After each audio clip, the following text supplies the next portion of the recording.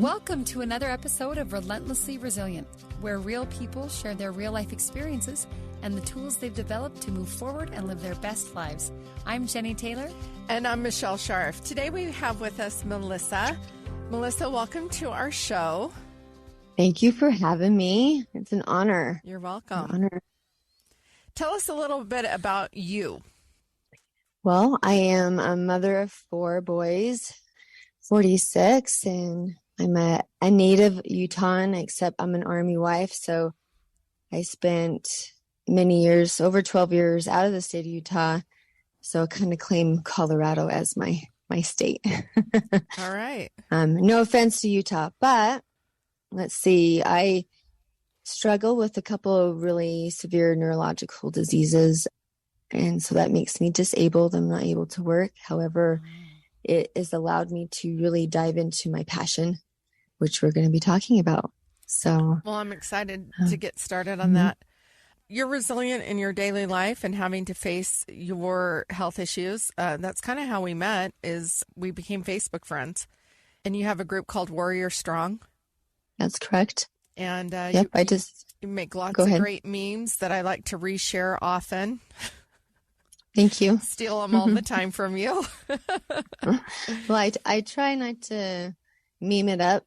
I do share from the other warriors because, everyone has their own platform and everyone's tried to share your stuff because you guys have golden nuggets. Yeah. And I think every woman should hear these golden nuggets and share that. And then it also allows me to give the energy when I do post. I like to post clout. I like to post meaningful, not just emojis. I try to, like I said, give content to my comments and stuff when I do comment. No, you do a good job. So we actually met in person for the first time this last weekend. It took forever to make it happen. We kept trying to make it happen. It didn't. We met at a friend's birthday party. It was great opportunity to finally meet you in person. Yes. And we it's started like Christmas. Yeah. And it's Christmas for me. Oh, thank you. We started talking and I learned that there's a lot of different layers to you, some of which I did not know about. Before we get started on all of that, what does resilience mean to you? I've had a very interesting, hard life. I started at a very young age, 8, and lost my mother at a young age. I was sexually abused. I was physically abused, and then was on the streets by 16. And so resilience to me is taking your situation and are you willing to move forward with it and build upon that resiliency? Are you able to withstand that storm? And I tell people, like, often they say, like, oh my gosh, I'm drowning and I can only breathe from like one nostril, right? And I'm just like, you know what? Stop fighting the current. You're the ocean. So you just lean back and ride the wave. And if you stop fighting that current, then that resiliency kicks in. All that experiences, the knowledge, the education that you've learned kicks in, and you're able to lean back, trust in it, and it will guide you. Yeah. So to me, resiliency is just that. It's keep on keeping on every day. You got to do what you need to do every day to, not just for yourself, but for the people that you love. I love that. So you brought up some things you were on the street. Is that what we're going to talk about today, is human trafficking? Yes, and it's really bad.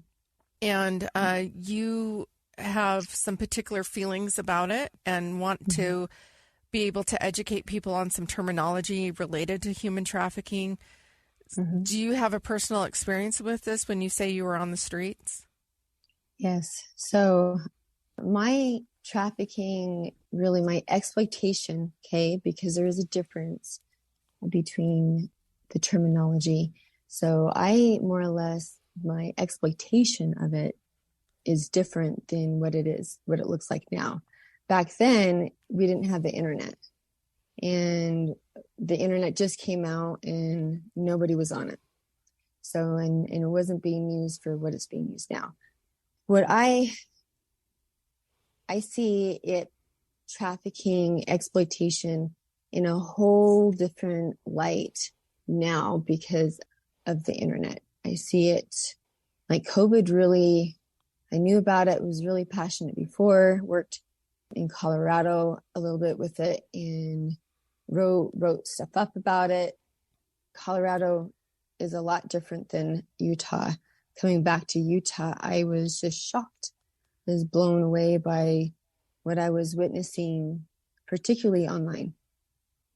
So then, yeah, I'm like I'm Thelma, I'm a little Scooby-Doo. And so I started to do my research, and that kind of what led me to start the Warrior page. Okay. So I would love for you to help us understand the two different terms. I love that you're giving us correct terminology, because so often we hear something and we think we know what it means, especially in sensitive conversations, but maybe we're wrong. Trafficking and exploitation. Could you kind of give us a basic understanding of what those two are and the differences between those two concepts? Yeah. I think a lot of people, when they hear human trafficking, they think of the movie Taken, or they think of, they don't realize what really the terminology means. I'll give you an example. Okay, so trafficking, we know, is defined by moving one person, by moving one thing and moving it to another place for the gain of, sell of, exploitation of. Okay, trafficking and exploitation kind of is hand in one. So being trafficking is that, trafficked is being in one place, and that's where the internet comes in. That's where social media comes in. And did you mean exploitation or trafficking? Both. So okay. Kind of, it sounds the same, but it's not the same. So let me give you an example. I filmed a whole bunch of inappropriate films. Okay. And I decided to take that and sell it across state lines, or sell it even in state. Okay. That goes under a cyber division, but that is in essence trafficking. Okay. It's also could be noted as exploiting, depending on the type of act that is being used. So, for example, if you're going to do massages, okay, and you are hired on with a company that does special happy endings and special massages like that, then you see exploiting. Okay, you're exploiting a woman, and then you're trafficking her by having her go to a man's place, or even out of state by escorting. And so the terminology gets very confusing, but if you understand, then you have a better understanding of what it looks like. We all self-exploitate. That means we take a picture of ourselves on a selfie, okay, and we put it online. That means we just exploited ourselves. Sure. Exploited ourselves. Okay. We all self-exploit. That means that we have a cyber footprint. Anyone could take that photo, do whatever what they want with that photo, mislead. And what we don't know is we've been trafficked. We don't know that we've been exploiting, even though innocently we put our picture up. Yeah, we want some validation. You know, we all use the internet for good things. Internet's not all bad. Social media is not all bad, but it can be very evil at the same time. So you have to be very, very careful on what you post and who you post it to, and then how is it being distributed. So I had, for example, a woman who was married, and she didn't realize that she was being exploited, okay? And both exploiting by her husband. Her husband wanted to fool around with her sexuality. He filmed it. He wanted it. She didn't want it at all. So no is no, right? Even in a marriage. But since she didn't realize what he was doing, well, I'm married to him, therefore it must be consensual because I'm married. No, it's not consensual. You said no. he filmed the film, and then he took that film and went and was showing his friends all that stuff, showing his friends, selling so she now has been what? She's been exploited. Yes. And did she want to? No. And technically and there's no undoing that once it's out there. Yeah. And a lot of women don't understand that that's that. Like, I've worked with a lot of women who, once they come talk to me and they think, hey, I'm not sure. And they tell me their story, and I'm like, honey, you're being exploited. You don't understand.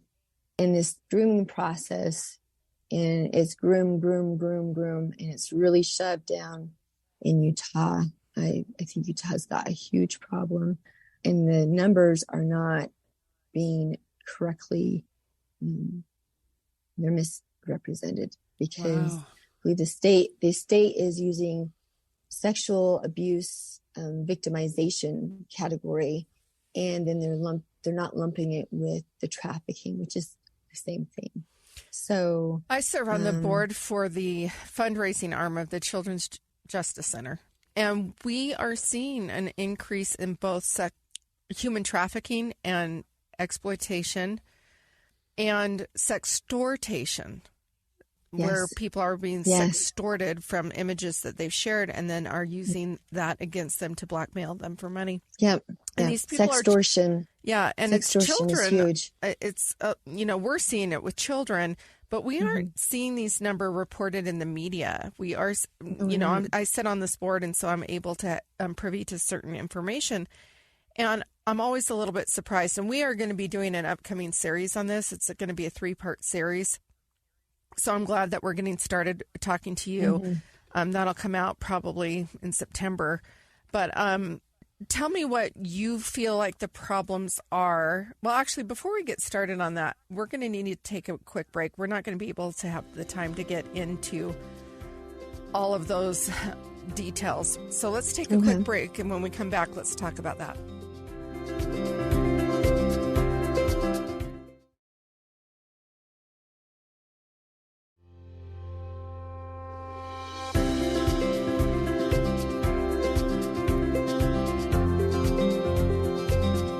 So we're back, and I want to hear, what do you feel like, obviously you can't project numbers or anything like that, but what do you feel, number one, how out of control is this problem that we're not hearing about? And two, how do we go about, well, you brought up grooming, and that the culture here in Utah is a little bit different than what you've experienced in Colorado. And I want to hear about, what are those differences that you're seeing in this state that are different from, let's say, Colorado, from where you came from? Well, we do know that about the average age of prostitution in Utah starts at age 12. Oh my gosh. That's pretty young. Yes. That just makes me sick to my stomach. Girls prostituting themselves. Now that's them doing what? Self-exploiting. So it's that selfie that maybe they think is innocent or curious or funny. Yes. But it can lead so dangerously. Now the grooming, this is what's But when you say prostitution, you're not talking about just a 12-year-old taking selfies on her social media. No, I'm not. I'm talking about she's taking selfies, and she's meeting men. She's meeting guys who they think that she may think that are her age, but they are not. I just had a woman that was on Westminster's. I've been helping Westminster College with their undergrad and grad program with this particular topic, and was able to have one of my warriors on there to talk about, not only was she exploited and used, also her daughter at 16. So her daughter innocently was talking to somebody online that she thought was her age, and pictures were taken, and then all of a sudden the grooming started happening. And the grooming meaning, hey, I'll pay for the hair extensions, the eyelashes. So when I come into Utah, everybody looks the same. That's the one thing that I've noticed. Okay. Yeah. Why is at such a young age we have so much body dysmorphia going on? Okay, but that's that number could be one. its own conversation right there. Yes. And Utah, they want to dismiss the grooming and saying that it's a porn problem. They really are saying that there's an epidemic of child porn that children themselves are inflicting.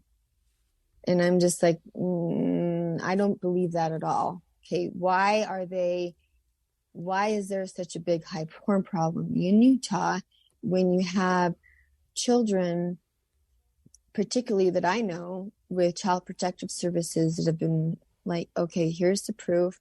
The child has drawn out specifically in-depth detail. And I know, like, for someone who was victimized at such a young age, if someone had given me a pad of paper and said, here, draw down what this looks like to you, hands down, this is exactly what I would have drawn. This was not grooming, this was not porn. This was not her watching porn. This was exactly her dad saying, you need to do this. And the stepmom saying, you need to lick here. And the state blows it off saying it's a porn problem. Your daughter has a porn problem at age 10. What? At age 10, there's a porn problem. Okay, so why is there a porn problem in Utah? Why does everyone look the same? And then you go to these plastic surgeons and it's like Silicon Valley. I mean, we're now known as Silicon Valley.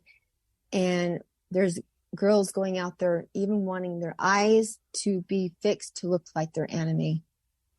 They want the boobs, they want the nose job, and the parents are giving it to them. They don't like the imperfections because they look online and we're visually autistic is what they call it. So that sextortion is, yes, we're visually autistic. We look at the picture first and we no longer look at the reading. We don't look at what's being, written, right? Our posts are passed. If we're trying to say something good, we only look at the quote or the picture. Rarely does someone ever read the content and then leave, right? Mm-hmm. I've left even a short content, left a picture and got hot, and then personal messages of like, hey, baby, want to go out? What? Like, I saw your post. Did you see my post? You didn't see my post. So yeah, the grooming, everybody looks the same. Everybody wants the look. And they even talk about it. There's a new documentary that just came out about Utah and about the social influences about where it began. And they say Utah began it. And I was like, what? So COVID, if you go back and you think why? And then you have COVID happen and everybody's online and kids are bored and they can't see their friends and they just realize, oh my gosh, someone's willing to pay for me. Like, they need that validation. They've already fed their amygdala. Their amygdala is starting to grow bigger than their prefrontal cortex, we know. And because of that amygdala, they do not know really what they're doing. Yeah, they don't really have an understanding of they're getting themselves in trouble. There's no context for consequences. Right. And then you look at the number of the women. Okay, this is another staggering number in Utah. The number of women who are in the sex trade and being trafficked and exploited, all of those terminology range from the age of 35 all the way to 65. The industry does not want anything younger. So as far as cyberly in Utah, they want the older because, you look at the 47-year-olds and everybody in that generation, and we're killing it. Of course, we look great and we're active and we're doing all that stuff. However, we all just came out of a terrible divorce or something bad happened, and it makes us all very, very vulnerable. It makes it very, very easy to groom. So well, I think it's really interesting. The gifts giving. Oh, you need help with this. Oh, your car fixed. You need this and this. No strings attached until strings are attached. And they say, right. Well, I did this for you. Therefore, you got to do this for me. And if you don't do this for me, I'm going to kill your family.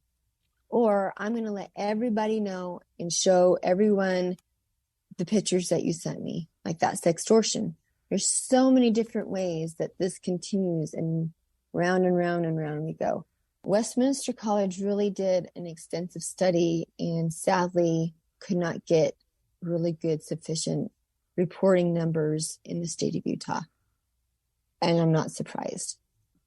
So, yeah, the stigma, the church, we could say a whole bunch of things. When you say human trafficking to people, they want to wash their hands of it. They think it's so nasty. It is disgusting. It does leave a dirty taste in your mouth. However, what are you willing to do about it? Right? Mm-hmm. And for me, I trafficked, I exploited at an age to survive. That's what I had to do. If I wanted food, if I wanted shelter, and if I wanted the drugs, that's what I had to do. And all that grooming, the drugs comes in with that grooming. So the cannabis, the microdosing, try this. And then you see a whole bunch. Yeah. So Melissa, I'm curious. Go ahead. Sorry, no, this is, it's fascinating and it's depressing, right? Like you said, it leaves an awful taste in your mouth and you want to just pretend none of this exists. But of course, that's not what we need to do to address it. How did you yourself break out of that? You started at such a young age. You've mentioned, you want food and shelter for one thing. Those are very basic needs. Then you bring in the drugs that bring with it the craving or the addiction or what. Now you're on the opposite side of it, trying to help prevent and save and protect. What's that middle story for you personally? Are you comfortable sharing that with us? Sure. I broke out of it. I became pregnant. And I broke out of it. That's how I became pregnant, I'll be honest. Didn't want to become pregnant, but I did. And I had gotten in trouble with the law. And because of that, I had to go to rehab. And there's a couple of sounding things here that helped me get out of the industry. But I will say this, if you do not have a strong support system or a strong understanding of your actions or those who can harm you, then you're not going to, it's going to be really, really hard. So it took many years to really feel safe enough to be me. Meaning, even in, I decided to marry the father that I got pregnant with. I've always said my oldest saved my life. And that includes with drugs, that includes with everything. However, not everyone gets that lucky thing. It's really, really hard. I'm seeing women right now dealing with women that are back, forth. They get out and then they're out for a little bit, but that grooming, that lifestyle has been so indoctrinated in them that they cannot see and fathom anything else. So, and then they get really mad at law enforcement. Part of the lifestyle is almost addictive in itself, because the lifestyle includes men paying for their false lashes, their plastic surgeries, their bills, their hair extensions, their beers, their whining and dining, a nice place to live, your rent, a nice car to drive. Pay your rent. You're absolutely right. And I mean, I've known women that are driving Mercedes, brand new Mercedes, that they did not pay for. That they don't work. It's like it doesn't take a rocket scientist to figure out what's going on. Right. Well, and it's kind of like my first experience seeing that, moving into my apartment that I am now. A neighbor across the hall from me, she's moving out, and her friend, who happens to be dating her ex, we're dynamic, whatever, comes over to help. Now, this girl is barely 21, and instantly, the way she was dressed, I knew she's being trafficked. I'm like, oh, I bet she exploits. And sure enough, she made enough millions of dollars. Okay, she made over $1 million to lay down on a home in Spanish Fork. And why would she stop? She says, "Look at me," she says. And okay, yeah, the money's enticing. Taking the trips, that's another thing I've heard. I've always wanted to travel, and this man is willing to take me to these exotic places and pay for these things, and I'll never get that experience again. They see my place and they see, okay, I've got to, the system in Utah also is bogged down. So when you have, I call it a systematic failure in Utah. It's a failure in every division, especially even the task force, the human trafficking task force of Utah. Like I commend their hard work. I've met with them. They're short staffed and underpaid. And you have these other organizations. And sadly, like these students went to some of these to say, hey, we need some information. Are you willing to share information? Are you willing to share our information that we come up with, our data? Let's share. And they absolutely said no. Why? My thoughts are it's all about the money and less about the action. So I see lots of little groups like me, and we're kind of wondering, what can we do? For me, it's all starts with everybody. So I hope that is kind of answering all your questions all at one time. Yeah, we need to take one more break, and we'll be right back.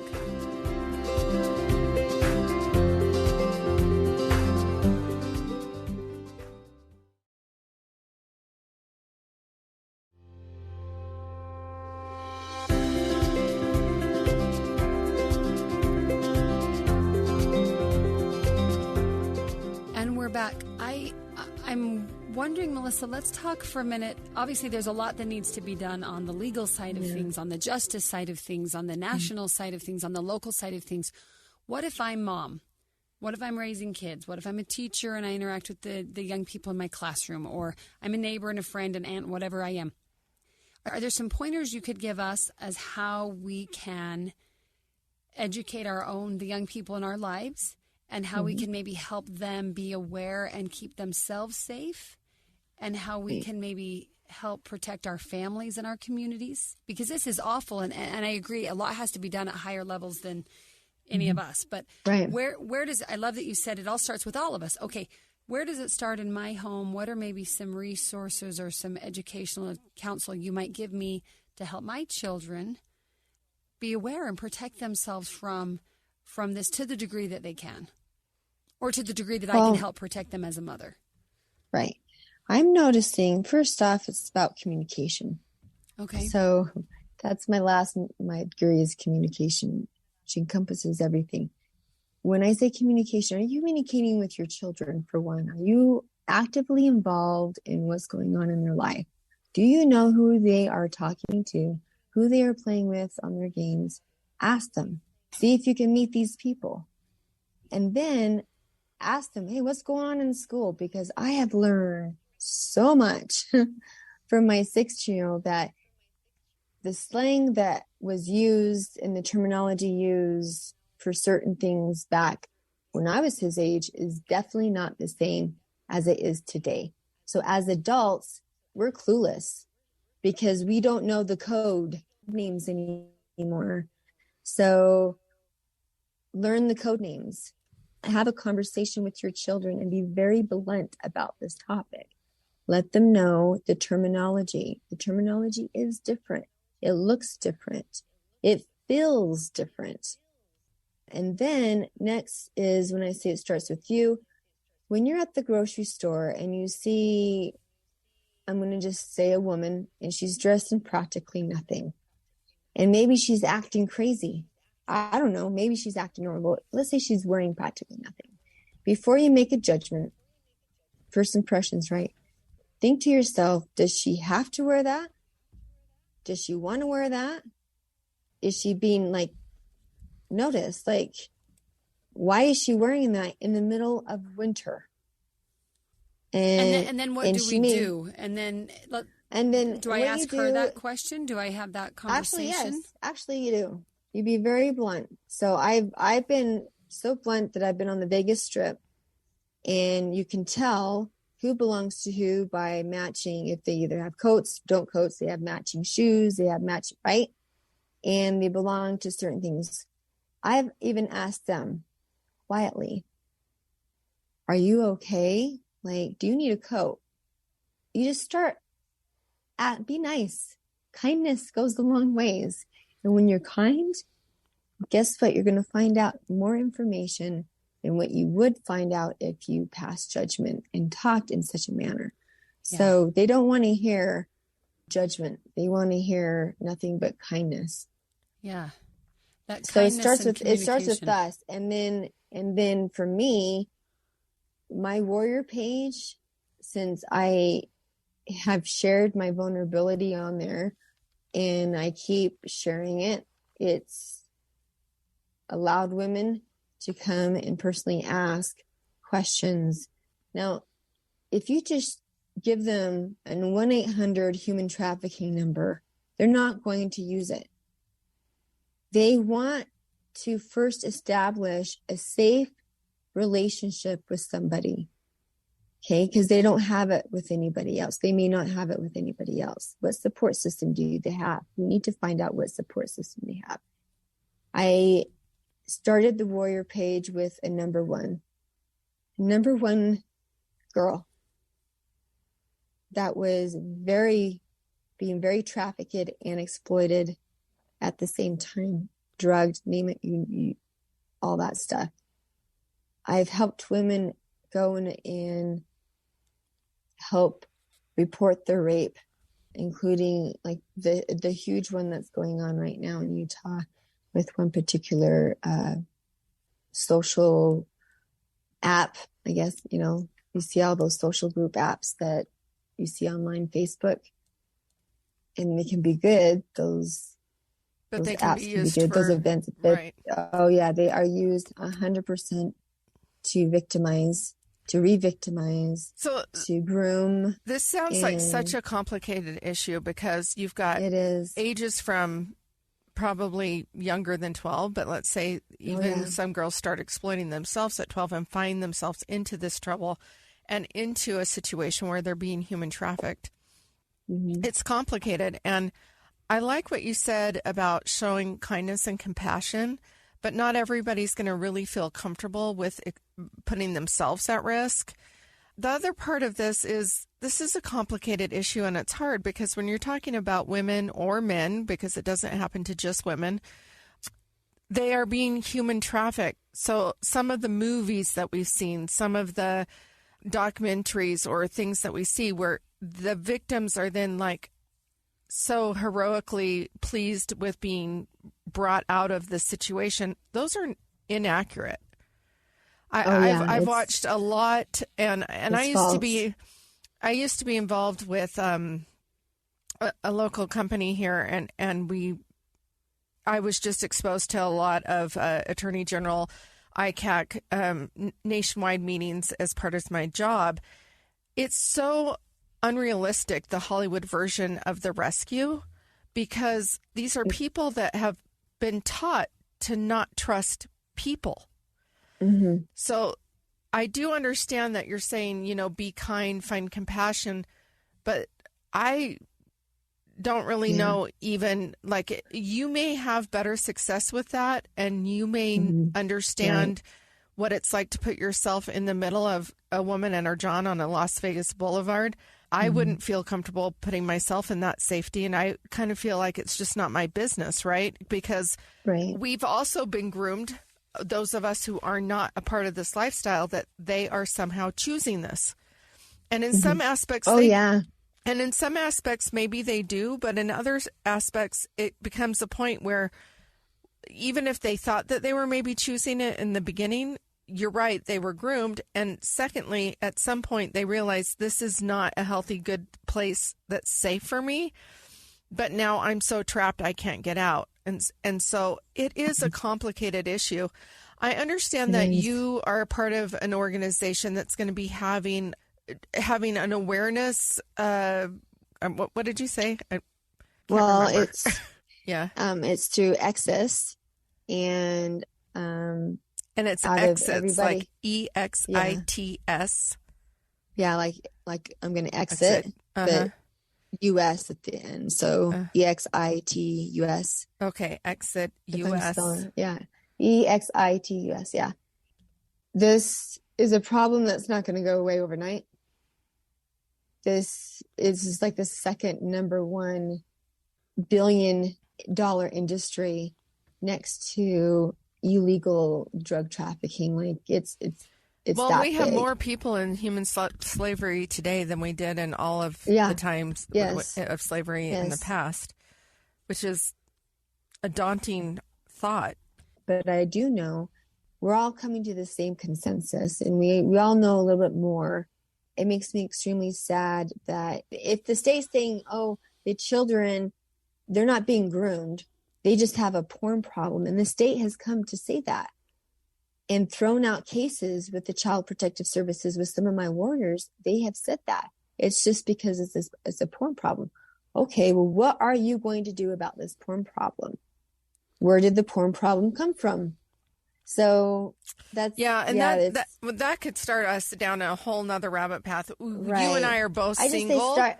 You and I are both single, and if we take all of the trading and sexploitation and trafficking out of the equation, you can see the problems with lack of education in our state and poor management of our physical bodies and what's normal and what's healthy and what's good. Mm-hmm. And a lot of that starts from having a state that refuses to have sex education.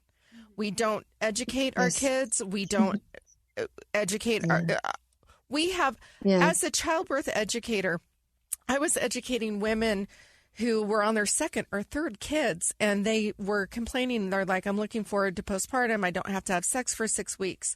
That is a red flag. What is going on there?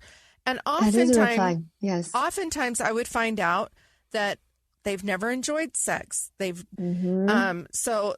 you know, there's a lot of misinformation. You get young kids coming back from their service for their church or whatever, but they've never been educated. They get married at a young age. Nobody's ever told them what's appropriate, what's not appropriate, what's healthy, what's good, what's normal, what's not normal. Everything's been no.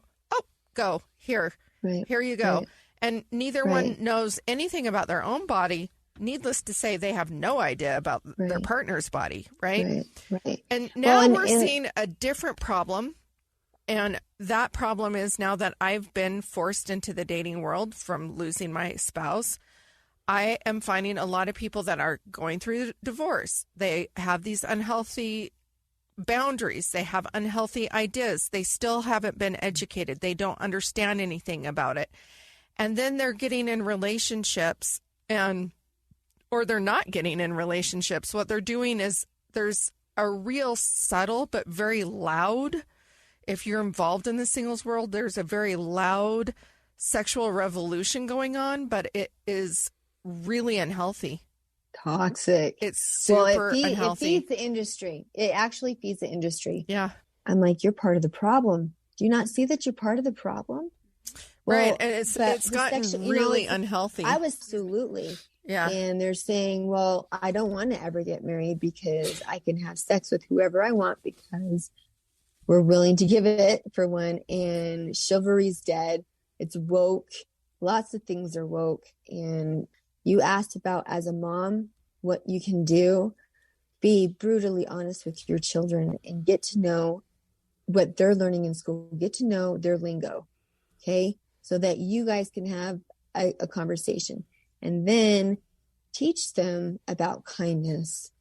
Teach them the importance of themselves. That's another thing. As a mom, are you educating? I have boys.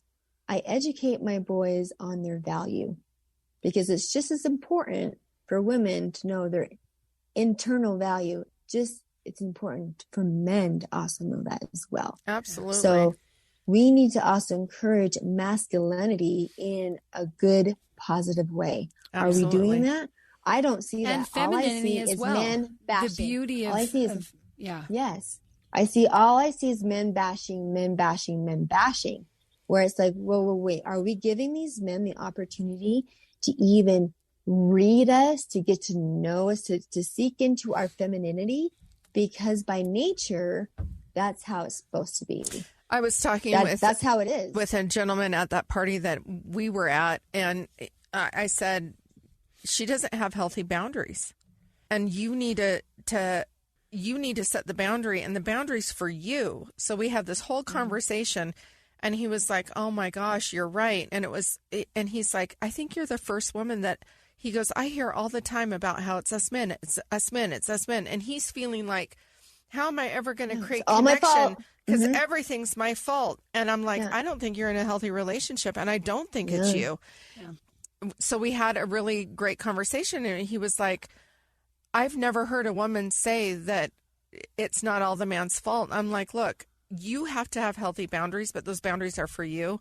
But the things that you're telling me that she is doing is not healthy, and it's not healthy for your heart. And your job is to protect your heart. And men have great, deeply feeling hearts. And we should not discount that. And so the only way to change this is through educating our children, through loving our children, and through educating them and talking to them. That's what I was thinking. Say, if you save the mother, you save the children. Yeah. Because we know that the mom makes the home.